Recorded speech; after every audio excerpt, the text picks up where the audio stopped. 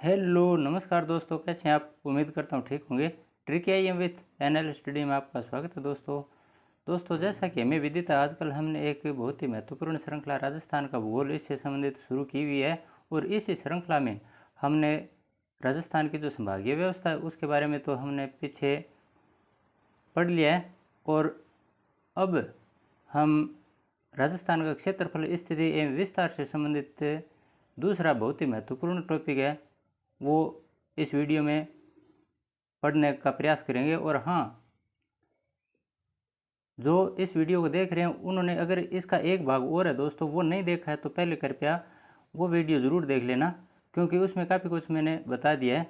और ये दूसरा भाग है, इस टॉपिक का दूसरा भाग है। हमने उसमें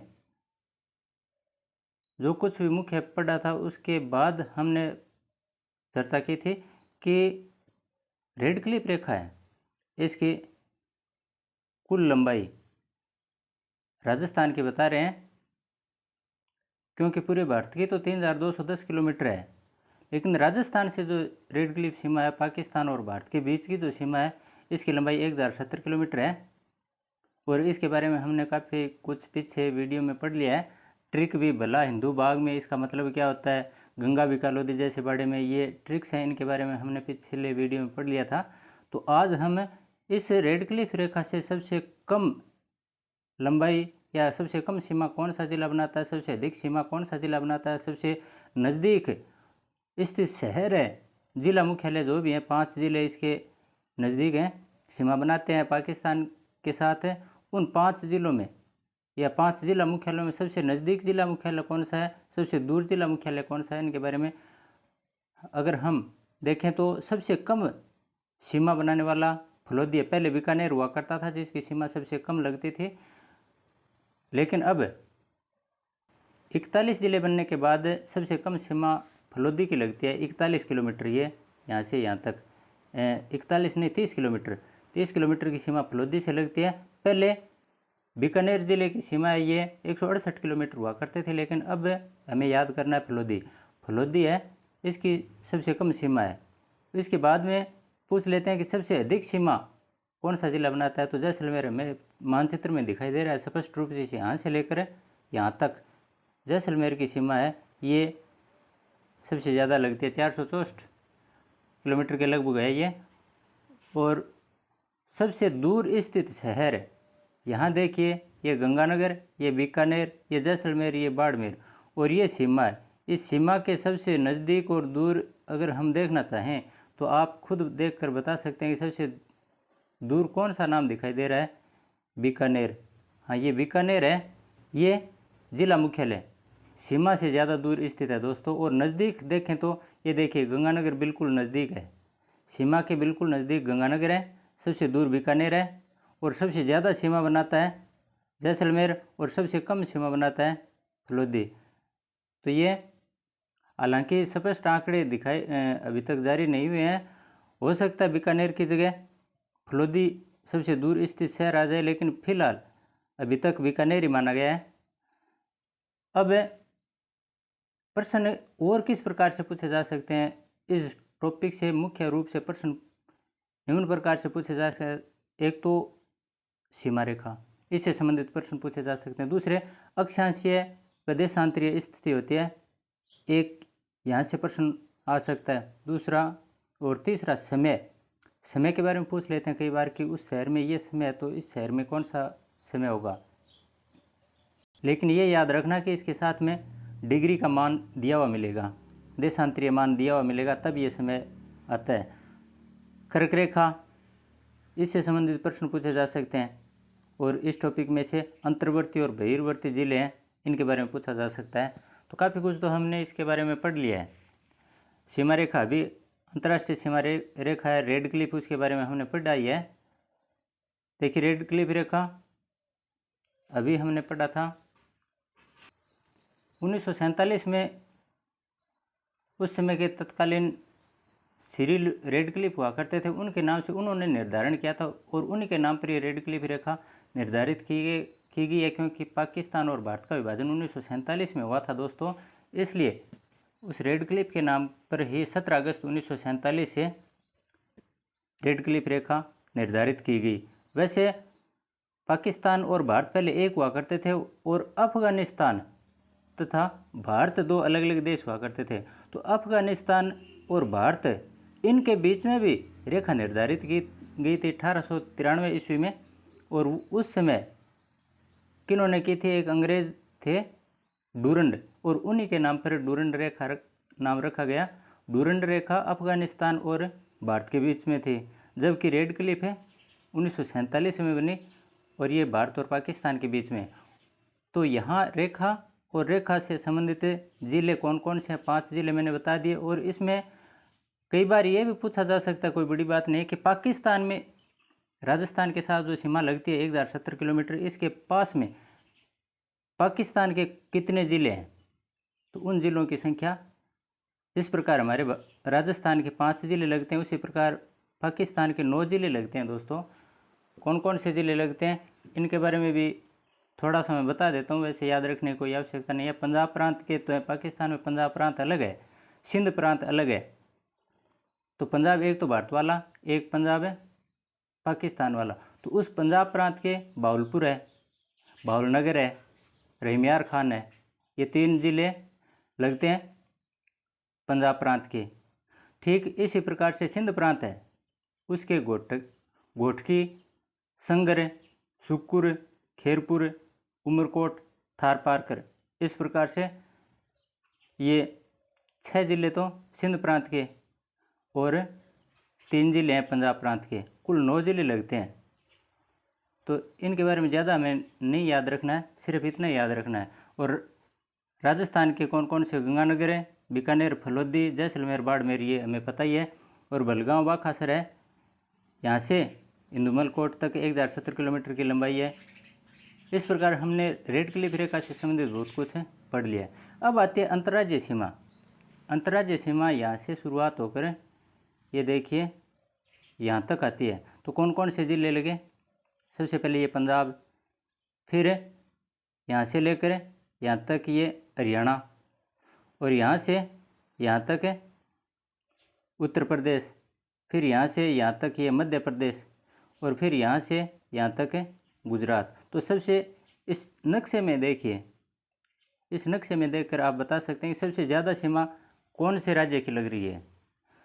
राजस्थान के साथ सीमा बनाने वाला, सबसे अधिक सीमा बनाने वाला या लंबाई में सबसे ज़्यादा सीमा बनाने वाला राज्य कौन सा है? तो ये देखिए, यहाँ से लेकर ये कौन सा है? मध्य प्रदेश। इसकी सीमा सबसे ज़्यादा लंबाई की है। और सबसे कम पूछें तो इससे कम गुजरात है, मध्य प्रदेश है। मध्य प्रदेश के बाद दूसरे नंबर पर गुजरात आता है। और फिर ये देखिए यहाँ पंजाब है, ये पंजाब है। पंजाब की सीमा सबसे कम है, पंजाब की सीमा लगती है, सिर्फ उत्तरी दिशा में है 89 किलोमीटर, ये पंजाब की सीमा लगती है। और यह भी हनुमानगढ़ और गंगानगर, हनुमानगढ़ और गंगानगर 2 ज़िलों के साथ सीमा लगती है पंजाब की, ये मात्र 89 किलोमीटर है। और पंजाब के 2, जिस प्रकार हनुमानगढ़, गंगानगर राजस्थान के ज़िले हैं, इसी प्रकार से पंजाब के भी 2 ज़िले लगते हैं, फाजिलका और मुक्तसर ज़िले हैं, वो सीमा बनाते हैं। तो सबसे कम पंजाब की और सबसे अधिक मध्य प्रदेश की सीमा। मध्य प्रदेश की सीमा है, यहाँ पर 10 ज़िले हैं, 10 ज़िले मध्य प्रदेश के और 10 ज़िले ही राजस्थान के। राजस्थान के 10 ज़िले हमें पता है कौन कौन से हैं। राजस्थान के 10 ज़िले धौलपुर, करौली, कोटा, सवाईमाधोपुर, ये देखिए बूंदी, बारां, झालावाड़, प्रतापगढ़, भीलवाड़ा, बांसवाड़ा, इस प्रकार से ये करौली है। कुल मिलाकर 10, यहाँ 10 ज़िले लग रहे हैं किसके?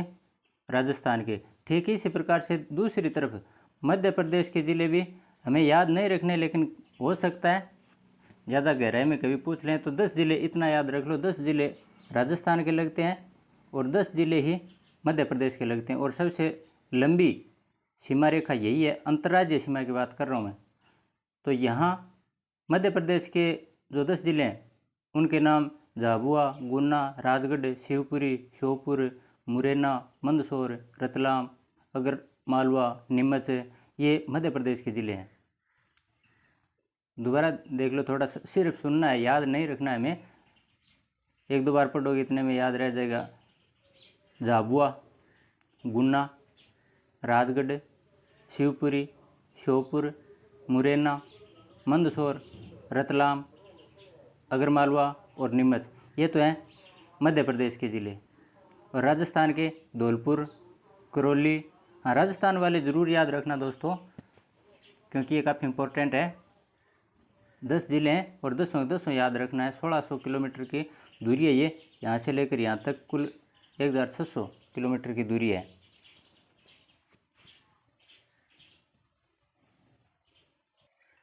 धौलपुर, करौली, बारां, चित्तौड़गढ़, सवाईमाधोपुर, झालावाड़, कोटा, प्रतापगढ़, भीलवाड़ा, बांसवाड़ा, ये इस नक्शे को आप भरोगे तब अपने आप याद हो जाएंगे, ज़्यादा चिंता करने की बात नहीं है।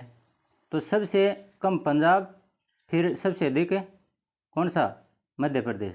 अब आता है दूसरे नंबर पर है ये हरियाणा। पहले मैंने आपको गुजरात बता दिया था कि ये गुजरात वाली सीमा तीसरे नंबर पर है दोस्तों। दूसरे नंबर पर है हरियाणा की सीमा लगती है, ये 1262 किलोमीटर।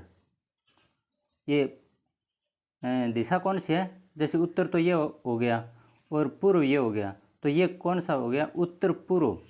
उत्तर पूर्व में है हरियाणा, और हरियाणा की सीमा 1262 किलोमीटर है, जो कि 8 राजस्थान के 8 ज़िले, क्योंकि अब 3 नए ज़िले बन गए हैं ना, इस वजह से थोड़ा सा गड़बड़ हो गया, पहले कम थे। अब हरियाणा से राजस्थान के ज़िले हैं वो ज़्यादा हो गए। हरियाणा के 7 ज़िले हैं जो इस सीमा पर सटे हैं, जबकि राजस्थान के 8 ज़िले, ये दिखाई दे रहे हैं ना आपको, यही ज़िले हैं। हनुमानगढ़ है, हनुमानगढ़, झुंझुनू, चूरू, सीकर, कोटपुतली बहरोड, डीग, चूरू, अलवर, खैरथल, तिजारा, ये कुल 8 ज़िले हैं। दोबारा देखिए, हनुमानगढ़ आ गया, चूरू आ गया, झुंझुनू आ गया, और सीकर आ गया, कोटपुतली बहरोड आ गया, खैरथल तिजारा आ गया, डीग आ गया, और बीच में ये अलवर आ गया। तो कुल 8 ज़िले हो गए। इसी प्रकार से हरियाणा के ज़िले हैं रेवाड़ी, मेवात, भिवानी, सिरसा, फतेहाबाद, हिसार, महेंद्रगढ़, ये 7 ज़िले हैं। फिर हम दक्षिण और ये पश्चिम, दक्षिण पश्चिम में स्थित गुजरात राज्य, इस गुजरात राज्य की जो सीमा बनती है, यहाँ पर कौन कौन से ज़िले हैं इनके बारे में भी जान लेते हैं। बांसवाड़ा है, डूंगरपुर है, उदयपुर, बांसवाड़ा, डूंगरपुर, उदयपुर है, सिरोही है, जालोर, बाड़मेर, इस प्रकार ये कुल 6 ज़िले हैं। 6 ज़िले राजस्थान के, और इसी प्रकार से गुजरात के भी हैं, कच्छ, बनासकांठा, साबरकांठा, अरावली, महिसागर, दाहोद, ये 6 ज़िले गुजरात के हैं। उत्तर प्रदेश, ये देखिए उत्तर प्रदेश, ये कौन सी दिशा में है? पूर्वी दिशा में आता है ना।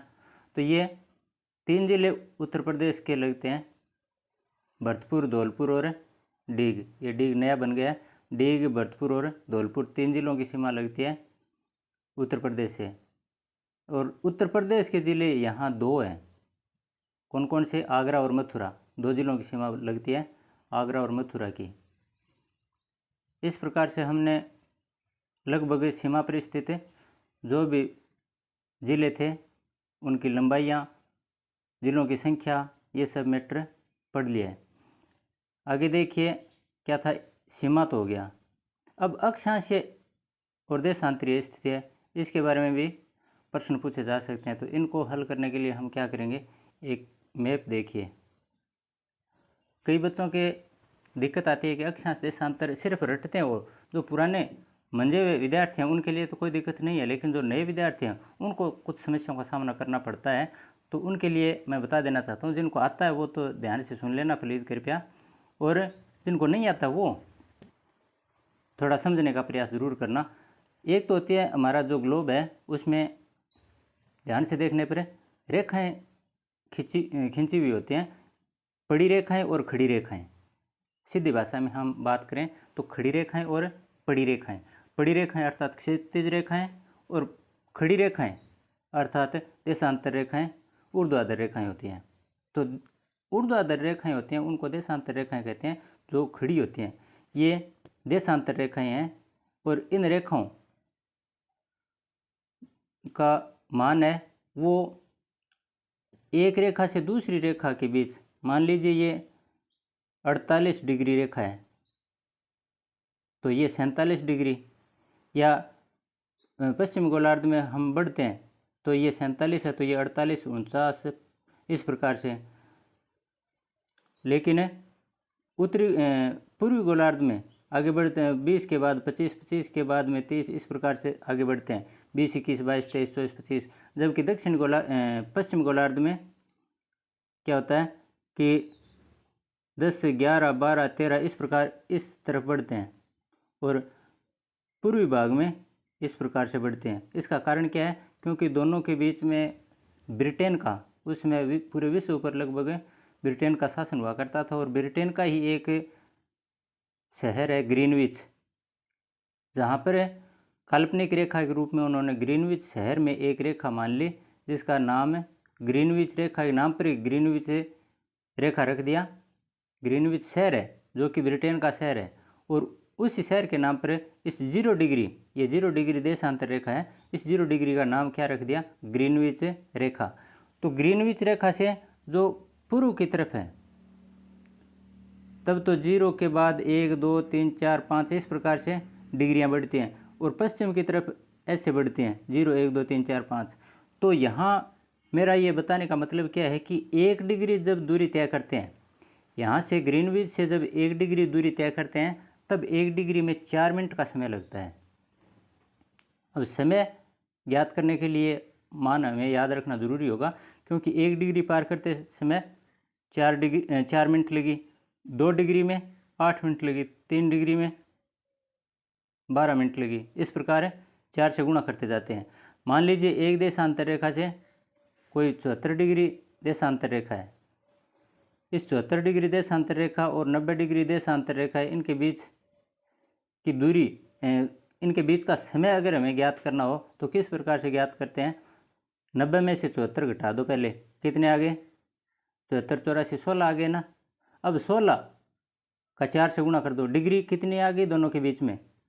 90 माइनस 74 बराबर 16, 16 गुणा 4, क्योंकि 1 डिग्री में 4 मिनट लगते हैं, तो 16 चौके 64, 64 मिनट का समय लगा है। कुल 74 डिग्री से 90 डिग्री तक पहुंचने में, या 90 डिग्री से 74 डिग्री तक पहुंचने में कितना समय लगा? 64 मिनट का। अब 64 मिनट का समय ऐसे पूछते हैं कि जब व्यक्ति 74 डिग्री पर था उस समय था सुबह के 5 बजे, सुबह के 5 बजे का समय था। तो बताइए 90 डिग्री पर कोई स्थान दे दिया, उस स्थान पर पहुंचते समय घड़ी अपना समय क्या बताएगी? या 74 डिग्री से चलकर 90 डिग्री तक पहुंचने में कितना समय लगा? तब तो 64 मिनट हो गए। लेकिन घड़ी में उस समय क्या होगा? यानी बजे के बारे में पूछ लिया, तो यहाँ पहले 5 बजे थे, और यहाँ पहुँचने में 5 के बाद 64 मिनट जोड़ने पर 6 बज गए। 60 मिनट तक, 1 घंटे में 60 मिनट होते हैं, तो 5 और 60, 5 घंटे 5 बजकर 60 मिनट अर्थात 6 बज गए। 6 बजकर फिर ऊपर 4 मिनट और बच गए, 64 मिनट हैं, उसके घंटे और मिनट में डिवाइडेशन करते हैं तो 1 घंटा 4 मिनट होते हैं। 64 मिनट में 1 घंटा 4 मिनट, तो 5 बजे के बाद 1 घंटा होने का मतलब 6 बज गए, और 4 मिनट ऊपर और है, तो 90 डिग्री पर पहुंचने में समय होगा, यहाँ पहुंचते समय क्या टाइम बताएगी घड़ी? 6:04। इस प्रकार से प्रश्न पूछते हैं। या फिर 90 डिग्री से 74 डिग्री पर पहुंचते समय कितना टाइम बताए घड़ी, ऐसे ही पूछ सकते हैं। ये तो उस प्रश्न के हिसाब से देखा जाता है। हमने सिर्फ 16 डिग्री की 74 से 90 डिग्री तक जो 16 डिग्री हमने पार की है दूरी, इसको समय में डिवाइडेशन किया है फिलहाल। चाहे वो प्लस है चाहे माइनस है, किसी भी तरीके से। अब हमें ये तो समय के बारे में आ गया। देशांतर रेखाएं, इनके आधार पर समय का मान ज्ञात करते हैं।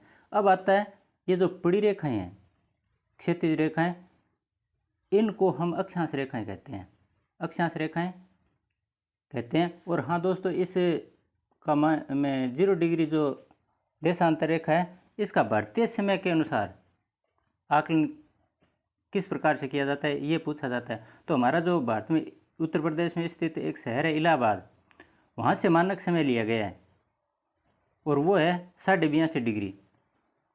भारत में स्थित एक शहर है, उस शहर का नाम है इलाहाबाद है, और इलाहाबाद में 82.5 डिग्री पूर्वी देशांतर, 82.5 डिग्री पूर्वी देशांतर है, वहाँ भारत का मानक समय लिया गया है वहाँ से। तो 82.5 डिग्री भारत में जब भी कोई समय निर्धारण करते हैं, घड़ी में कितने बजे हैं, ये इस 82.5 डिग्री के आधार पर हम मानकर चलते हैं।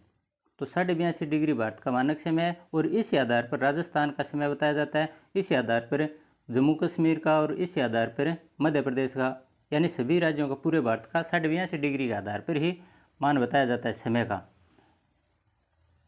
अब ये देखिए 3 रेखाएं मैंने लिखी हैं, कर्क रेखा, भूमध्य रेखा, मकर रेखा। इनको लिखने का मतलब मेरा क्या है, सिर्फ और सिर्फ यही मतलब है कि कर्क रेखा हमारे राजस्थान के अंदर से गुजरती है। मकर रेखा से हमें कोई लेना देना नहीं फिलहाल, क्योंकि ये भारत के बारे में नहीं पढ़ रहे हैं, हम राजस्थान के भूगोल के बारे में पढ़ रहे हैं। तो भूमध्य रेखा को छोड़ दो, मकर रेखा को छोड़ दो, हमें याद रखना है कर्क रेखा हो, क्योंकि कर्क रेखा राजस्थान के 2 जिलों से होकर गुजरती है, डूंगरपुर और बांसवाड़ा।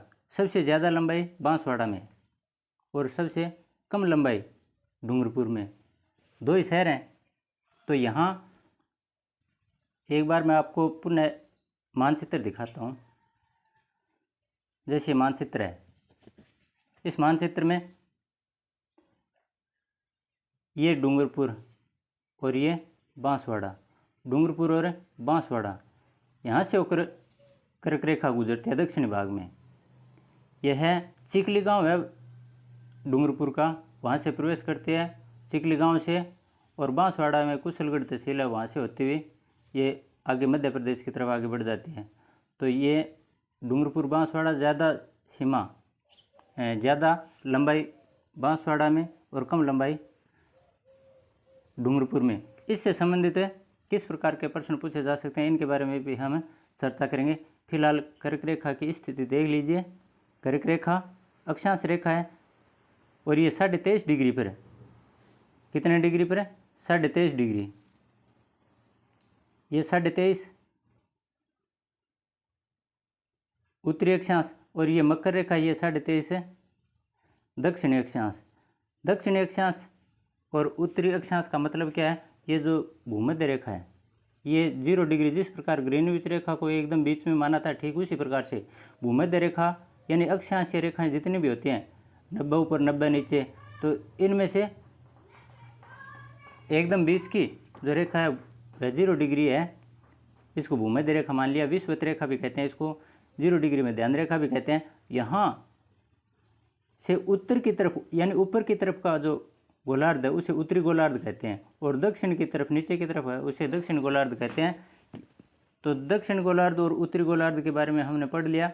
पूर्वी गोलार्ध और पश्चिम गोलार्ध के बारे में पढ़ लिया। पश्चिमी पूर्वी ग्रीनविच रेखा है, उसका पूर्वी भाग और पश्चिमी भाग, जबकि उत्तरी गोलार्ध और दक्षिण गोलार्ध भूमध्य रेखा है, इसका उत्तरी और दक्षिणी भाग। अब इस टॉपिक से और प्रश्न किस प्रकार से पूछे जा सकते हैं? कर्क रेखा आ गई, समय आ गया, अक्षांशीय देशांतरीय स्थिति के बारे में।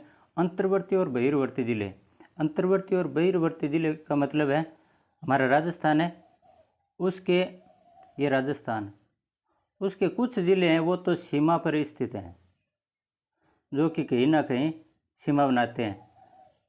तो ये तो चाहे अंतर्राज्यीय सीमा है चाहे अंतर्राष्ट्रीय सीमा है, सीमा पर स्थित जिले वो तो अलग हो गए। अब जो बीच के जिले बचे हैं बीच के क्षेत्र में यहाँ जो कुछ भी बचे हैं इन जिलों के बारे में पूछ लिया जाता है। तो इनकी संख्या क्या है?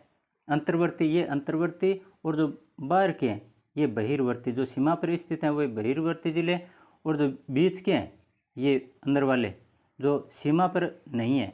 राजस्थान की सीमा है, चाहे वो अंतर्राज्यीय चाहे अंतर्राष्ट्रीय, उस सीमा पर न होकर अंदर है पूर्ण रूप से, तो वो हैं अंतर्वर्ती जिले, और जो सीमा पर स्थित हैं वो हैं बहिर्वर्ती जिले। हमने अभी पढ़ा पाकिस्तान के साथ कितने जिलों की सीमा लगती है? 5। पाकिस्तान के साथ है अंतर्राष्ट्रीय सीमा आ गई रेड क्लिफ। पाकिस्तान के साथ कितने जिलों की सीमा लगती है? 5, पता है। और जो अंतर्राज्यीय सीमा है उनकी सीमा लगती है राज्यों के साथ। यहाँ पंजाब से लेकर गुजरात तक राज्यों के साथ जिलों की संख्या कितनी है? अभी मैंने आपको बताया था यहाँ पर सीमा पर स्थित जिलों की संख्या 5 अंतर्राष्ट्रीय और 25 अंतर्राज्यीय है, तो कुल 30 बनती है। नहीं दोस्तों, 30 नहीं बनती है। यहाँ 5 जो अंतर्राष्ट्रीय जिले हैं, अभी हमने देखा था गंगानगर ऊपर की तरफ कौन था? गंगानगर, और नीचे बाड़मेर था। तो बाड़मेर और गंगानगर ये दो ऐसे ज़िले हैं जो अंतर्राष्ट्रीय सीमा भी बनाते हैं और अंतर्राज्यीय सीमा भी बनाते हैं। गंगानगर की सीमा पंजाब से लगती है तो अंतर्राज्यीय सीमा हो गई, और गंगानगर की सीमा रेड क्लिफ रेखा अर्थात पाकिस्तान से लगती है तो अंतर्राष्ट्रीय सीमा हो गई। तो गंगानगर जिला एक ऐसा जिला है जिसकी सीमा अंतर्राष्ट्रीय और अंतर्राज्यीय दोनों से लगती है। इसी प्रकार से बाड़मेर जिला, इसकी सीमा गुजरात और पाकिस्तान दोनों से लगती है। तो कहने का मतलब ये दो जिले यहाँ से दोनों में कॉमन आ रहे हैं। कुल मिलाकर दो जिले जो कुल 30 हो गए, इनकी संख्या कितनी होगी? 5 5 10 और 2 1 3, 30 जिले हो गए सारे। इन 30 जिलों में से दो जिले हैं ये कॉमन है जो दोनों में काम आ रहे हैं। तो यहाँ शेष कितने बचे? 28। ये 28 जिले हैं जो कि अंतर्राष्ट्रीय या अंतर्राज्यीय किसी प्रकार से बहिर्वर्ती जिले हैं। तो बहिर्वर्ती जिलों की संख्या कितनी होगी? 28। 41 में से बहिर्वर्ती जिले हैं उनकी संख्या 28 होगी। बचे कितने? 41 में से 28 घटा दो 13। तो यहाँ 13 जिले हैं जो अंतर्वर्ती जिले अंदर हैं, जिनकी किसी भी राज्य या देश के साथ सीमा नहीं लगती है। वो जिले कितने आ गए? 13। तो इस प्रकार से अंतर्वर्ती जिलों की संख्या 13 और बहिर्वर्ती जिलों की संख्या 28 है। और ऐसे पूछा जाए कि ऐसे कौन से जिले हैं जो अंतर्राष्ट्रीय और अंतर्राज्यीय दोनों सीमा बनाते हैं, तो वो हो गए एक तो गंगानगर, श्री गंगानगर, और एक बाड़मेर। मेरे ख्याल से अब इसमें और कुछ नहीं बचा शेष है, आपके समझ में आ गया होगा। 28 किस प्रकार से आए, 25 और 5 किस प्रकार से आए। 5 अंतर्राष्ट्रीय सीमा पर स्थित हैं, लेकिन केवल अंतर्राष्ट्रीय सीमा पर सिर्फ 3 है।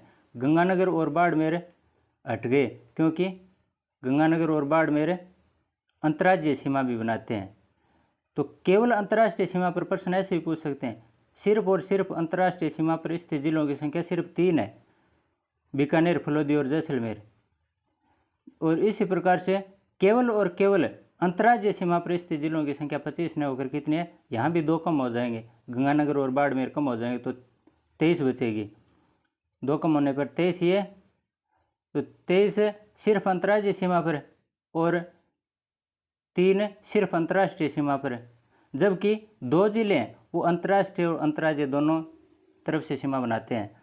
तो 23, 3 और 2 कुल मिलाकर 28 जिले हो गए बहिर्वर्ती जिले। तो यहाँ 5 प्रकार से प्रश्न पूछे जाते हैं और परीक्षा में सिर्फ ये 5 ही प्रकार के प्रश्न आए हैं आज तक।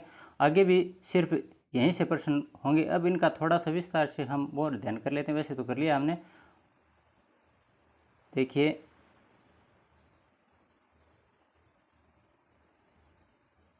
अंतर्राज्यीय सीमा पर व उस पर स्थित राज्य व जिले, अंतर्राज्यीय सीमा पर 5 राज्य लगते हैं, 4850 किलोमीटर की लंबाई है और 25 जिले हैं, अभी हमने चर्चा कर ली। सिर्फ अंतर्राष्ट्रीय सीमा पर 3 जिले हैं और सिर्फ अंतर्राज्यीय सीमा पर 23 जिले हैं। तो 23 अंतर्राज्यीय सीमा पर है, 3 अंतर्राष्ट्रीय सीमा पर है और 2 23 3 26 प्लस 2 हैं वो अंतर्राष्ट्रीय और अंतर्राज्यीय दोनों पर सीमा बनाते हैं।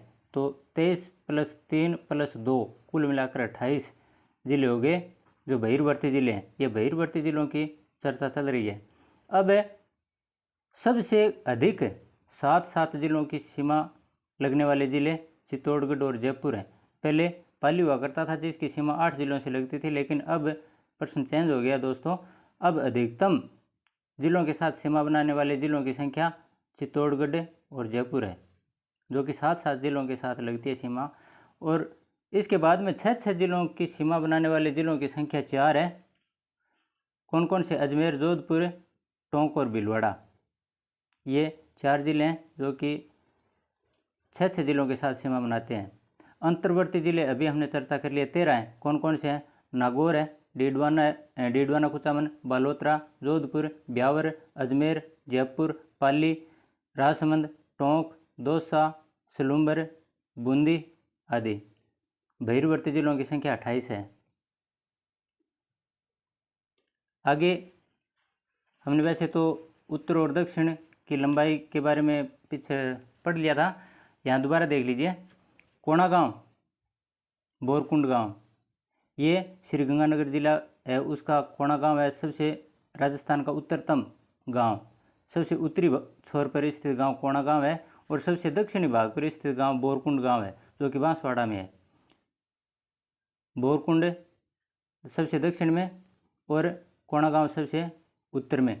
तो कोबो ऐसे याद रख लो, कोबोक्सी ट्रिक मैंने आपको बता रखी है पहले। कोबोक्सी, कोणा गांव उत्तर में, बोरकुंड दक्षिण में, श्रीगंगानगर बांसवाड़ा। कटरा गांव पश्चिम में जो कि समतहसील है जैसलमेर की, उसमें स्थित है कटरा गांव।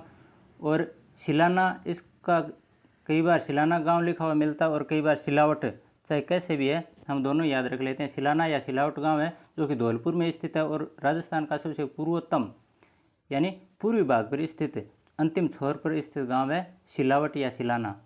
तो यहाँ कटरा से मेन बात क्या है, अब कटरा से यानी पश्चिमी भाग से उत्तरी भाग तक की जो दूरी है ये पूछ ली जाती है। कटरा से सिलाना गांव के बीच की दूरी कितनी है? ध्यान दीजिए, 869 किलोमीटर। कटरा गांव से, दिमाग को थोड़ा शांत करके, अब 2-3 प्रश्न यहाँ से मैं इस प्रकार से पूछूंगा जो सीधे के सीधे पेपर में आते हैं। कटरा गांव से सिलाना गांव के बीच की दूरी कितनी है? 869। या राजस्थान की पूर्व से पश्चिम की दूरी कितनी है? पूर्व से पश्चिम की दूरी 869 किलोमीटर। या पूर्व से पश्चिम के क्रम में राजस्थान के कौन से शहर है या कौन से गांव है पूर्व से पश्चिम के क्रम में? तो वो लिखेंगे ऑप्शन में कटरा सिलाना ऐसे लिख देंगे, या कोणा सिलाना, सिलाना कटरा। तो पूर्व से पश्चिम पूछें तब तो सिलाना या सिलावट जो भी है इनमें से एक नाम लिख देंगे, सिलाना कटरा। अगर पश्चिम से पूर्व पूछें तो कटरा सिलाना। इसी प्रकार से उत्तर से दक्षिण पूछें तो कोणा बोरकुंड, और दक्षिण से उत्तर पूछें तो बोरकुंड से कोणा गांव। और इनके बीच की दूरी कितनी है? 826 किलोमीटर। अधिक लंबाई कौन सी है? पूर्व से पश्चिम वाली ज़्यादा दूरी है और उत्तर से दक्षिण वाली कम दूरी है। इन दूरियों के बीच में अंतर है। मैं एक एक जो शब्द बोल रहा हूँ ये सारे के सारे प्रश्न आए हुए हैं परीक्षाओं में। इनके बीच में अंतर कितना है, यानी जो उत्तर से पश्चिम और उत्तर पश्चिम और उत्तर से दक्षिण और पूर्व से पश्चिम के बीच की दूरी कितनी है, इस प्रकार से पूछ लिया। घुमा दिया प्रश्न को थोड़ा सा। यानी पहले तो पूछा था पूर्व से पश्चिम की दूरी 869, उत्तर से दक्षिण की दूरी 826। अब की बार ये पूछा है कि उत्तर से दक्षिण की दूरी है वो दूरी पूर्व से पश्चिम के बीच की दूरी से कितनी कम है, या पूर्व से पश्चिम की दूरी है वह उत्तर से दक्षिण की दूरी से कितनी अधिक है। तो ये 869 में से 826 घटाना पड़ेगा। घटाने पर कितने आते हैं? मेरा मैथ वैसे कमज़ोर है, 43 आते हैं ना। 26 और 43 69, तो 43 किलोमीटर का फासला है इनके बीच में। अब एक बार प्रश्न ऐसे ही पूछा था कि 2018 में पूछा था शायद, राजस्थान का जो बिल्कुल बीच का गांव है, उस गांव की पोजीशन बताइए, उस गांव का नाम बताइए। तो राजस्थान का सबसे बीच का जिला कौन सा, पहले तो हमें ये पता होना चाहिए, नागौर जिला है। नागौर जिला है जो राजस्थान का बिल्कुल बीच का जिला है। इसका पता कैसे लगता है, जैसे ये एक तो ये रेखा और ये रेखा, ये दोनों रेखाएं जिस जिले में एक दूसरे को टकराते हैं वो जिला सबसे बीच का जिला माना जाता है, और वो है नागौर। और नागौर में गांव पूछ लिया तो नागौर का गांव लापोलाई आया था ऑप्शन में, और यही था, आरपीएससी ने यही माना, लापोलाई गांव है। पहले भी मानते आए हैं और अब भी मान रहे हैं, लेकिन नया जो अब सर्च हो रहा है सैटेलाइट के माध्यम से, अब जो पता लगा है उसमें गगराना गांव दिखाई दे रहा है दोस्तों। एकदम सेंटर में स्थित गांव गगराना आ रहा है आजकल। तो आप गगराना भी याद कर लो, क्या पता आगे अगर ये प्रश्न आए तो लापोलाई की जगह गगराना नाम मिले में। तो गगराना या लापोलाई, इन दोनों में से कोई एक नाम आएगा, वो मध्य का गांव होगा। राजस्थान के बिल्कुल सेंटर का गांव कौन सा है, गगराना या लापोलाई? ये गगराना मेड़ता में है। अब कोबोक्सी वाला मामला हो गया। यहाँ मैं एक बात और बता देना चाहता हूँ आपको, राजस्थान का जो अक्षांशीय विस्तार है उसके बारे में देखिए। ये अक्षांश देशांतर से संबंधित मैंने एक ये छोटा सा चित्र बनाया, थोड़ा ध्यान से देख लेना इसको। जैसे उत्तरी छोर है, उत्तरी छोर राजस्थान का वो 30 डिग्री 12 मिनट है। ये इंच की जगह मिनट मानना, क्योंकि हम समय की गणना कर रहे हैं, मिनट है ये। तो ये 30 डिग्री 12 मिनट उत्तरी अक्षांश से लेकर 23 डिग्री 3 मिनट, ये भी मिनट है, 23 डिग्री 3 मिनट दक्षिणी अक्षांश और 30 डिग्री 12 मिनट उत्तरी अक्षांश। ये उत्तरी अक्षांश है दोनों ही, दक्षिणी अक्षांश बोल दिया था सॉरी। 23 डिग्री 3 मिनट उत्तरी अक्षांश से लेकर 23 डिग्री 12 मिनट उत्तरी अक्षांश तक। ये तो है उत्तर से दक्षिण की दूरी, किसकी, राजस्थान की। अब यहाँ प्रश्न कैसे पूछते हैं, पेपर में ये पूछते हैं कि उत्तर से दक्षिण के बीच की जो दूरी है उसे डिग्री माप में बताइए।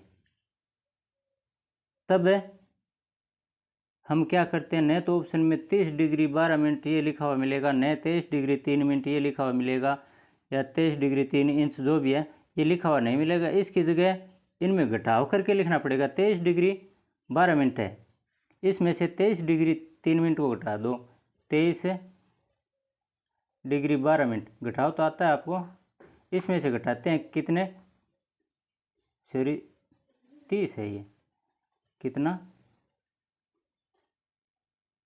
30 डिग्री और 12 मिनट, इसमें से घटाना है हमें 23 डिग्री और 3 मिनट है। तो 3 यहाँ नहीं लिखेंगे हम, ये एक के नीचे 3 नहीं लिखेंगे क्योंकि 3 है, तो 3 यहाँ लिखने पर आएगा 03, 2 अंकों में ऊपर की संख्या, तो नीचे की संख्या भी 2 अंकों में लिखेंगे। ये 23 डिग्री 3 मिनट ऐसे लिखना है दोस्तों। अब घटाओ, 12 में से 3 गए 9 मिनट, तो ये हो गया, और डिग्री यहाँ से 10 में से यहाँ से ली 10 में से 3 गए 7 है, तो 7 डिग्री 9 मिनट ये अंतराल है। उत्तर से दक्षिण के बीच में डिग्री माप में अंतर कितना है, 7 डिग्री 9 मिनट का। ठीक इसी प्रकार से पूर्व से पश्चिम या पश्चिम से पूर्व के बीच की जो दूरी है उसका माप पूछ लेते हैं। तो 78 डिग्री 17 मिनट में से 69 डिग्री 30 मिनट ये घटा लेना, ये आता है 8 डिग्री 47 मिनट, ये घटा लेना आप, 8 डिग्री 47 मिनट आता है। ये घटाने से ये होगा कि आप अगर खुद घटा कर देखोगे तो भूलने के कम चांस रहते हैं, सीधे याद करोगे तो भूल जाओगे।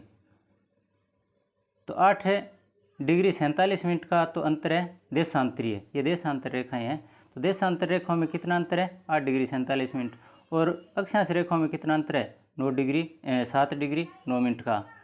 अब यहाँ जो कुल ग्लोबीय स्थिति है इसके बारे में हमने जान लिया है। राजस्थान की जो मध्यवर्ती अक्षांश रेखा है वह 27 डिग्री उत्तरी अक्षांश रेखा है दोस्तों। एकदम बीच की। देखिए ये 30 और ये 23, इनके मध्यवर्ती का मतलब क्या होता है, ये देखिए जो अंतर है 7 डिग्री 9 मिनट का, इसका आधा क्या होता है, लगभग 4 होता है। 7 9 का लगभग 8 का आधा 4, या 7 का 3.5, 3.5 और 4 के बीच में लगभग 4 मान लो, 4 डिग्री का फासला है, यानी 4 डिग्री ऊपर और 4 डिग्री नीचे, यानी बीच का बिल्कुल बीच का स्थान है वो 27 डिग्री माना गया है।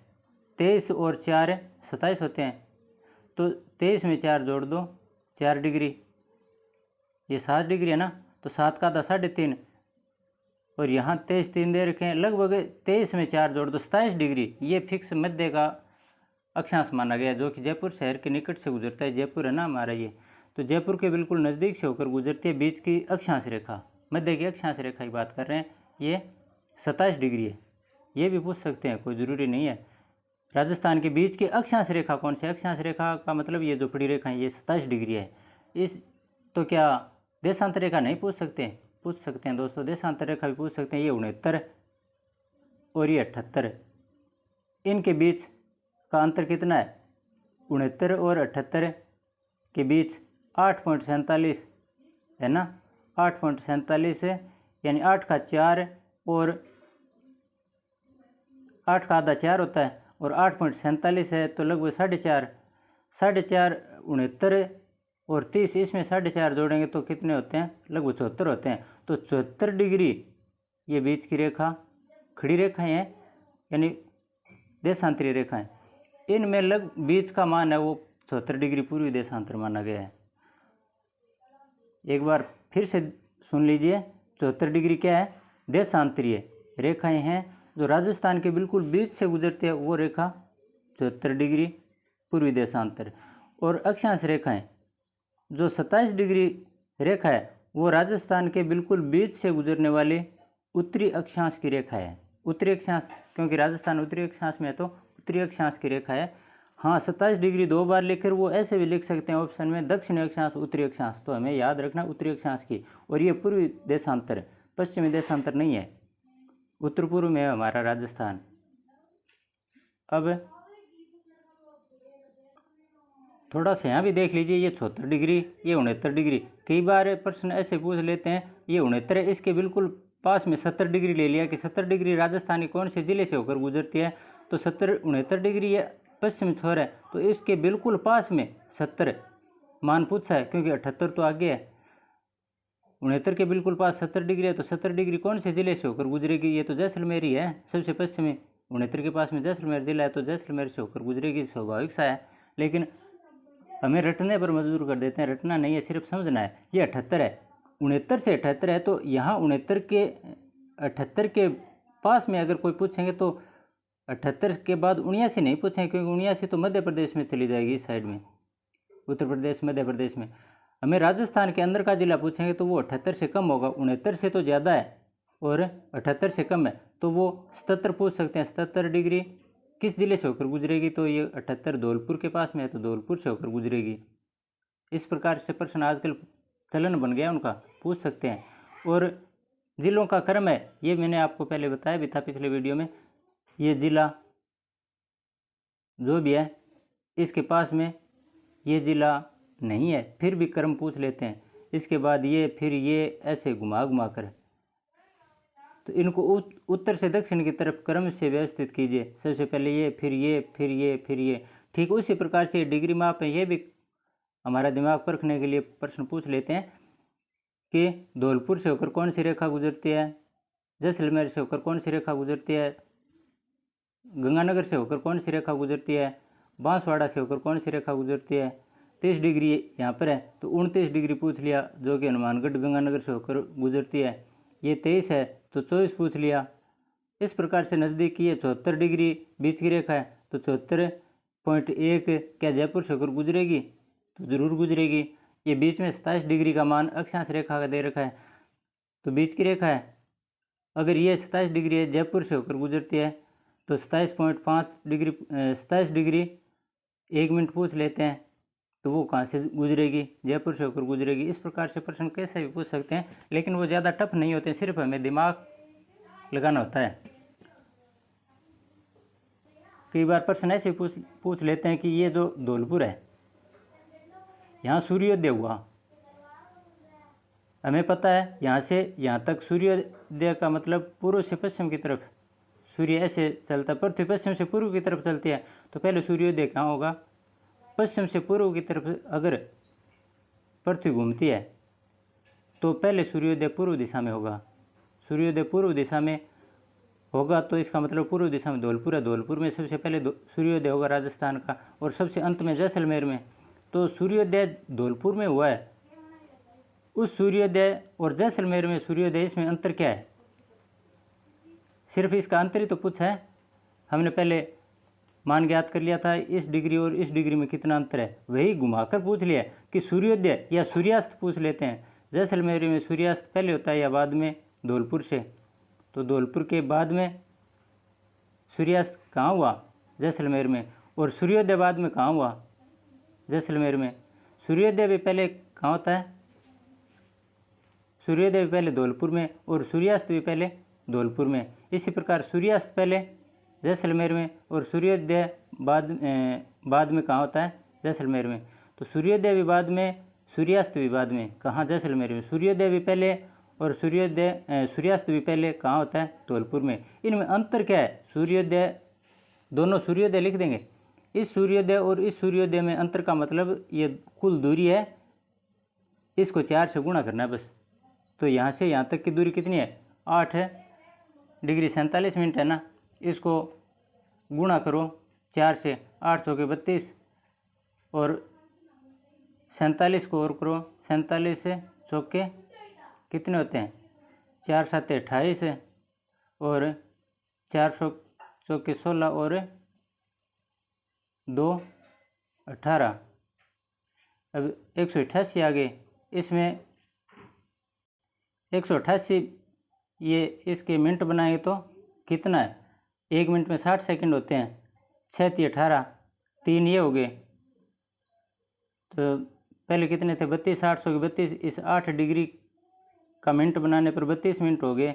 और ऊपर ये 47 मिनट है, इसका अगर हमने रूपांतरण किया सेकंडों में तो यहाँ 188 सेकंड बनते हैं। 188 सेकंड का मतलब होता है 3 मिनट 8 सेकंड। कितने? 3 मिनट 8 सेकंड। अब कुल कितना हो गया? 32 और 3 35 मिनट 8 सेकंड। 35 मिनट और 8 सेकंड का अंतर है कहाँ से? धौलपुर से जैसलमेर के सूर्योदय में। और 35 मिनट 8 सेकंड का अंतर है धौलपुर से जैसलमेर के सूर्यास्त में। और 35 मिनट 8 सेकंड का अंतर है धौलपुर और जैसलमेर के बीच की दूरी में। तो प्रश्न कैसे भी पूछ सकते हैं। ये प्रश्न मैं बोल रहा हूँ ये आया हुआ है, महिला पर्यवेक्षक परीक्षा थी या पता नहीं, उसमें आया था 2015 में, और बाद में भी आया होगा। प्रश्न इसी प्रकार से पूछते हैं। 21 जून है, उसको सूर्य राजस्थान में किस जिले में लंबवत चमकता है? तो 21 जून में कर्क रेखा ही हमारे राजस्थान के बांसवाड़ा जिले में होकर गुजरती है, तो बांसवाड़ा में लंबवत चमकेगा, सीधा, बिल्कुल सीधा बांसवाड़ा में। और सबसे दूरी पर कौन सा जिला है? ये कर्क रेखा यहाँ पर है। इससे सबसे अधिक दूरी पर कौन सा जिला है? गंगानगर। तो ये सबसे तिरछापन कहाँ होगा? गंगानगर में। सबसे तिरछी रेखा किरण कौन से जिले में जाएगी? गंगानगर में, क्योंकि सबसे उत्तरतम जिला गंगानगर है।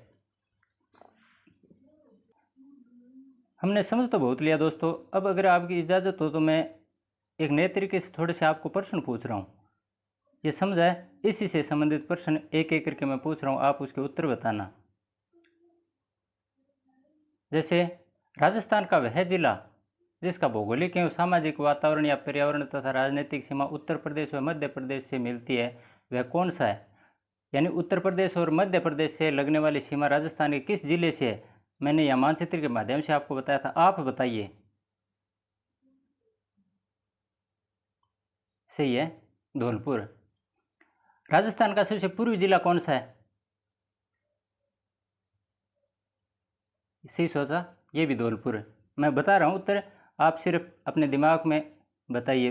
प्रश्न मैं पूछ रहा हूँ और साथ में ये पेपर है मेरे पास, इस पेपर में आए हुए प्रश्न हैं और इन प्रश्नों को मैं पूछ रहा हूँ आपसे। कौन सी तहसील राजस्थान के दक्षिणतम भाग में है? तहसील पूछे अब की बार, जिला नहीं, बांसवाड़ा जिला है सबसे दक्षिणतम में, लेकिन तहसील पूछे तो सबसे दक्षिणतम तहसील है बोरकुंड गांव है जिसमें, वो कुशलगढ़ है दोस्तों। ये मैंने शायद आपको बताया नहीं था, तहसील कौन सी है? कुशलगढ़। मैंने मानचित्र को थोड़ा जूम कर दिया है, इसमें देखकर बताइए आप कि 12 जिले की सीमा कौन से जिलों से लगती है? 12 जिले की सीमा, ये 12 जिला है, इसकी सीमा इधर मध्य प्रदेश आ गया। राजस्थान के कौन से जिले हैं जिनसे लगती है? एक तो कोटा है और एक झालावाड़। इस प्रकार से प्रश्न पूछ सकते हैं। या 12 जिले की सीमा कितने जिलों से होकर कितने जिलों से लगती है? तो 2 जिले आ गए, कोटा और झालावाड़। इसी प्रकार से अन्य भी पूछ सकते हैं, कर्क रेखा राजस्थान के किन जिलों से होकर गुजरती है? बताइए। सही सोचा, बांसवाड़ा व डूंगरपुर।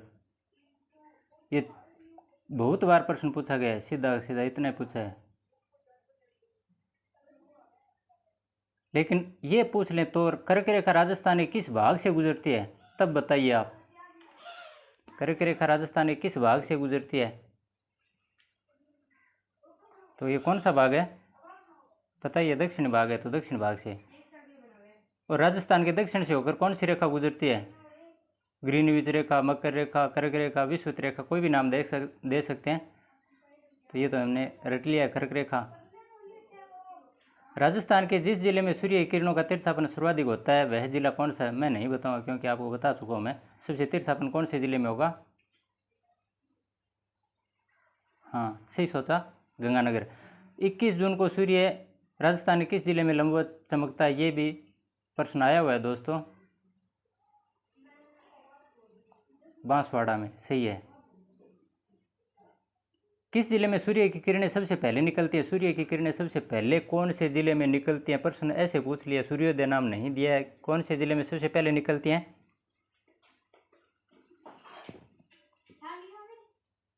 पूर्वी जिला धौलपुर है, तो वहीं सबसे पहले सूर्य उदय होगा। सूर्योदय को कहते हैं पहले सूर्य की किरणें निकलना।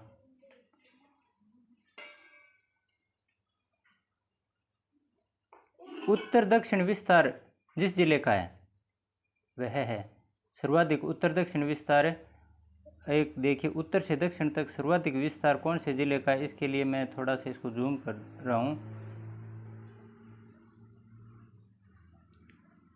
उत्तर से दक्षिण तक विस्तार है,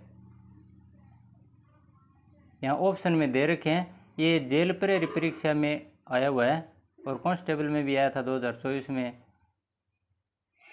आरएएस में भी आया हुआ है।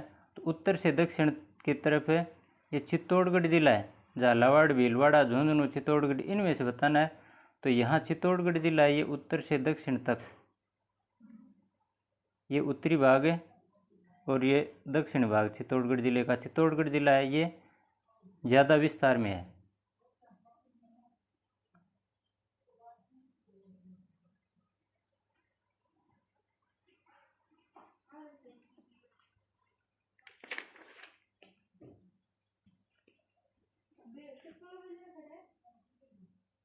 प्रश्न देखिए कैसे पूछते हैं। राजस्थान का देशांतर विस्तार क्या है? बताइए आप। राजस्थान का देशांतरीय विस्तार कितना है? 69 से 78-17, सही है। राजस्थान राज्य का पूर्व पश्चिम व उत्तर दक्षिण देशांतरीय अक्षांश है, इनका विस्तार बताइए। देशांतर और अक्षांशीय विस्तार अभी हमने चर्चा की थी। 847 तो है देशांतरीय और 709 है अक्षांशीय। अंत में एक प्रश्न और पूछ लेता हूँ दोस्तों, मेरा मन कर गया। और ये प्रश्न पशु परिचर में पूछा गया था अभी 2024 में। राजस्थान का कौन सा क्षेत्र है जो अपनी सीमा अन्य राज्य के साथ साझा नहीं करता, अर्थात अंतर्वर्ती जिला बताना है। बहिर्वर्ती जिला और अंतर्वर्ती जिला, उससे संबंधित प्रश्न है कि राजस्थान का कौन सा क्षेत्र या कौन सा जिला अपनी सीमा अन्य राज्य के साथ साझा करता है। 4 ऑप्शन में बता रहा हूँ आपको, दूसरे राज्य के साथ साझा कर रहा है, कौन सा है वो बताना। पाली, नागौर, प्रतापगढ़ और अजमेर, पाली, नागौर, प्रतापगढ़ और अजमेर। तो देखिए आपने ठीक सोच लिया होगा, प्रतापगढ़ है दोस्तों, क्योंकि प्रतापगढ़ ये मध्य प्रदेश के साथ अपनी सीमा साझा कर रहा है ना। ये प्रतापगढ़ है और ये मध्य प्रदेश यहाँ सीमा साझा कर रहा है। बाकी पाली है अंतर्वर्ती जिला है, नागौर भी अंतर्वर्ती बिल्कुल सेंटर का जिला है, अजमेर भी बीच का जिला है। अजमेर, नागौर, पाली ये अंतर्वर्ती जिले हैं, तो किसी राज्य या देश के साथ सीमा नहीं बनाते हैं। इस प्रकार से दोस्तों ये हमने इस टॉपिक से संबंधित कुछ महत्वपूर्ण प्रश्न है उनकी व्याख्या काफ़ी अच्छे ढंग से। और हाँ, एक दोस्त पूछ रहे थे कि ये प्रश्न आप कौन सी गाइड से बना रहे हो। एक बार मैं फिर बता देता हूँ कि ये मैंने किसी भी गाइड से प्रश्न नहीं बनाए हैं। ये प्रश्न पीछे जो पेपर आए हुए हैं, परीक्षाएं, प्रतियोगी परीक्षाएं पीछे हुई हैं, उन परीक्षाओं में प्रश्न पूछे गए, उन्हीं प्रश्नों को आधार मानते हुए मैंने ये सामग्री इकट्ठी की है जो कि आपको प्रेषित कर रहा हूँ। इसमें कोई एक गाइड विशेष की बात नहीं है, अगर कोई गाइड लें तो वो सारी गाइडों का मिश्रण है। मुख्य रूप से ये पीछे जो आए हुए पेपर हैं उन पेपरों को आधार रखते हुए मैंने ये समझाने का प्रयास किया। दोस्तों यहाँ जो मैंने शब्द बोले हैं वो शब्द कहीं ना कहीं ज़रूर पूछे गए हैं कोई ना कोई परीक्षा में। सिर्फ लिखना ही नहीं, मेरे मुँह से जो शब्द निकले वो भी पेपर में पूछे गए प्रश्नों के अलावा नहीं निकले हैं। तो आज के लिए बस इतना ही। और हाँ, अगर वीडियो अच्छा लगे तो लाइक, शेयर और सब्सक्राइब ज़रूर करना दोस्तों। धन्यवाद। जय हिंद।